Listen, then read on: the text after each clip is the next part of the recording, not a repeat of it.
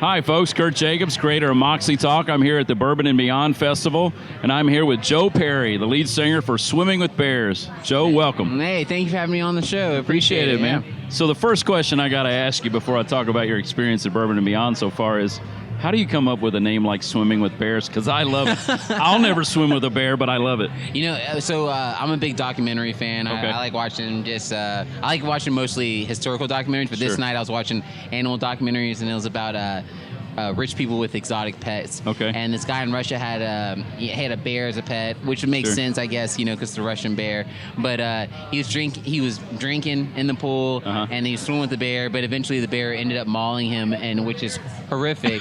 And then our lead guitarist Alec was like, "No one swims with bears."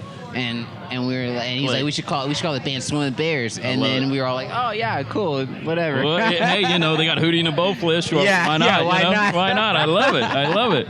So how's your experience been so far at Bourbon and Beyond? It's been great. You know, we don't get a lot of free bourbon down in Texas, so it's awesome being in the capital of bourbon. And also, awesome. You know, there's a lot of bourbon here that we've never tasted before. We have Kentucky Deluxe.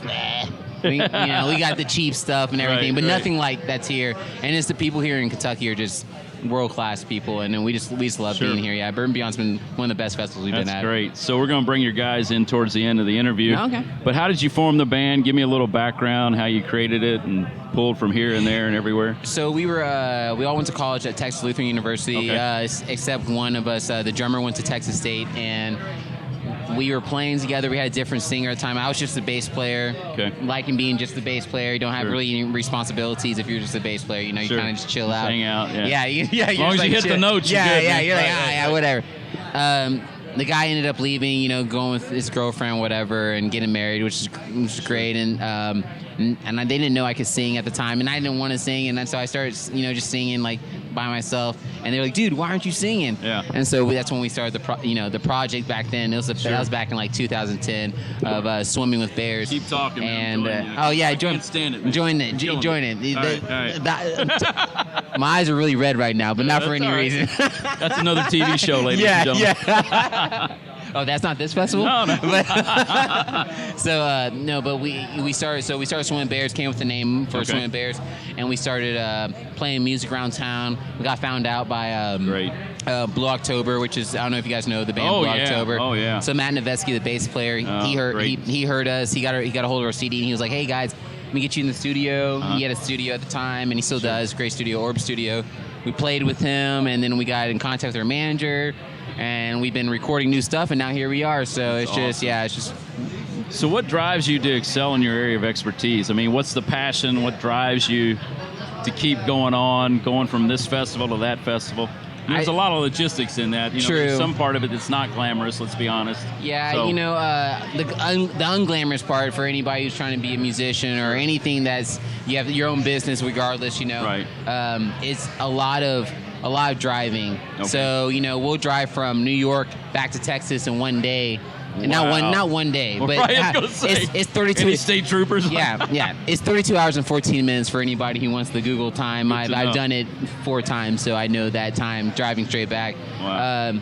But a lot of people don't understand that with, like, you know, being a band is they're thinking like, oh, hey, you guys got paid some money from a festival, or you got paid money from a show, you're going to get the money. It's like, no, it actually goes back into the band. Sure. So you got to pay off, you know, sound engineers. You got to pay off, you know, the production guys. You got to pay these people off. Exactly. I should probably say pay off. That sounds like we're like bribing them.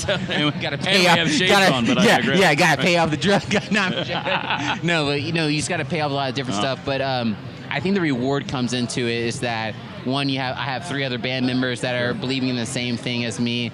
We've been living together for 8 years. Oh, wow. You know, so it's common law marriage now, you know, pretty much. Yeah. And it's, you know, just the constant drive to, like, when you hear a song on the radio, as a kid, I used to grow up, and I'm growing up, and I'm hearing songs on the radio, and I'd be like, I could do that better. Yeah. Or I'd think, like, that bridge, or the middle 8, as they call it in Britain, they could have been a better bridge. I'm a host, and I watch it's the same thing. Everybody's got their thing, you know. So it's like getting that one to always improve on music and put your piece into that, and that's exactly what we've been trying to do, and I think we've been doing a great job at it. And of course, you know, the success and the girls always never hurt.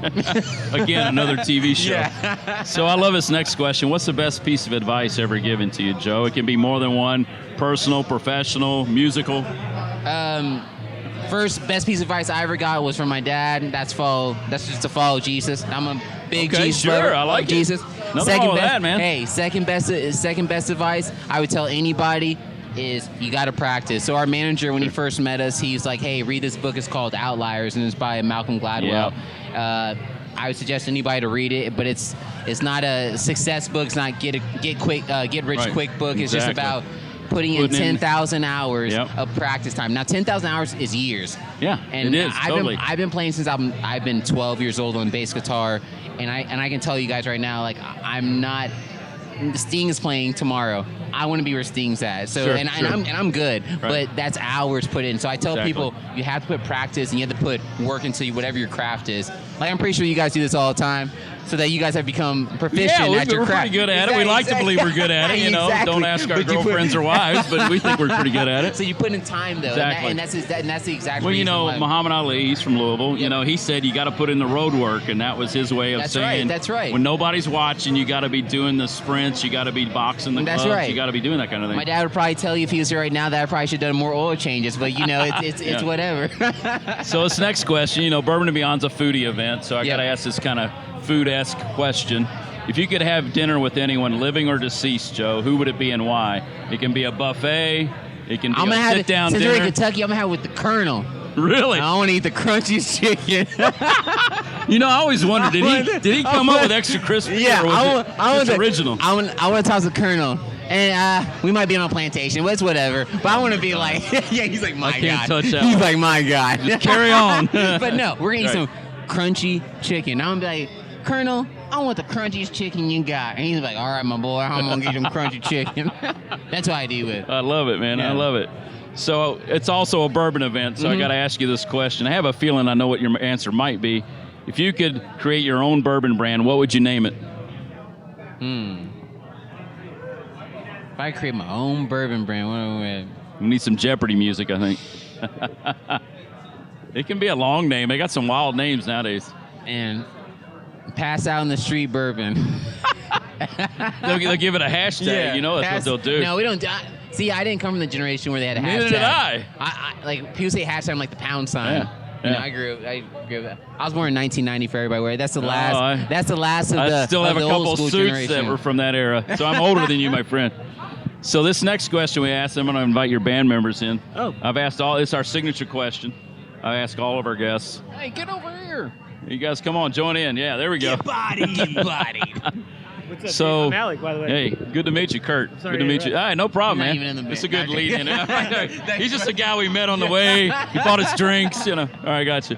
So this is our signature question. So God forbid, you know, it's your last day on earth. You walk out of Bourbon and Beyond. That might be a good thing. Well, yeah. Well, you know, if you've been drinking bourbon all day, it could be pretty good. God forbid, it's your last day. How do you want to be remembered, Joe? By your friends, your colleagues, your band members? I want to be remembered for not being one to waste time. You Amen. know, being one that took advantage of the time they had to be the best they could be. Trust me, it goes fast. You blink and you'll be a lot older. I want to know. I want someone to be like, when they see me, and if I died today, or if I died, if someone like put a picture, they'd be like, oh, I know that guy. Yeah. That guy played a great show at Bourbon and Beyond. Yeah. And he gave an interview on MoxieTalk with Kirt Jacobs. And I remember that shit, and it was great. You will remember it, and I'll remember it. So introduce these guys behind you. Okay, so first off, we got Ryan Honch on drums. Cool, man. And then we got Jonathan Kerr, rhythm guitar. It's nice. I like the shades we're all rocking. And then we have Alec Conte on lead guitar. You didn't find him at the festival? He's not in the band. I love it. Well, man, I can't thank you enough for being on here, Joe. Yeah, I appreciate it. So much. Thanks so much for being on MoxieTalk with Kirt Jacobs. Thank you guys. Best of luck at the Bourbon and Beyond. I'm Kirt Jacobs here with MoxieTalk at Bourbon and Beyond. We'll be back with more. Thanks so much.